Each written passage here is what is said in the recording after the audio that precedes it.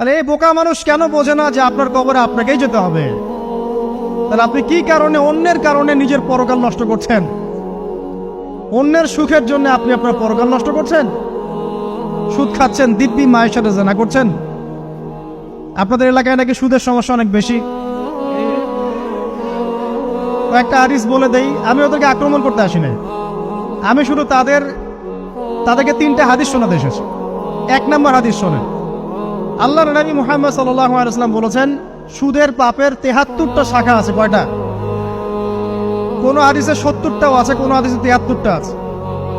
বলছেন যে সবচেয়ে নিচের শাখাটা হচ্ছে, সুদের পাপের সবচেয়ে নিচের শাখা হচ্ছে যে যেন কোনো ব্যক্তি তার মাকে রেপ করলো, তার মাকে ধর্ষণ করলো। 1 দিরহাম যে ব্যক্তি সুদ খায়, সহিহ বুখারীতে আরেকটা হাদিস এসেছে, সে যেন 36টা মেয়েকে ধর্ষণ করলো। আর আমি একটা কথা বানায় বলছি না, যদি বিশ্বাস না হয় কওমি মাদ্রাসা আছে, আলেম ওলামা আছে, গিয়ে বুখারী খুলতে বলেন, পড়তে বলেন, খালি একবার পড়তে বলেন, দেখেন যদি না থাকে তাহলে আমাকে এর সাথে থাপ্পড় দিয়ে যায়। যদি না থাকে হাদিস এটা, তাহলে আমার গালে একটা থাপ্পড় দিয়ে যায়। আর যদি থাকে তাহলে আল্লাহর রাস্তায় সুদ খাওয়া ছেড়ে দেন। কোনটা করবেন? চ্যালেঞ্জ করবেন? নবীজি বলেছেন, 1টা দিরহাম যে ব্যক্তি সুদ খায়, দিরহাম মানে কি? রৌপ্য মুদ্রা। এটা এখন দেখতে পারবেন না, জাদুঘরে আছে।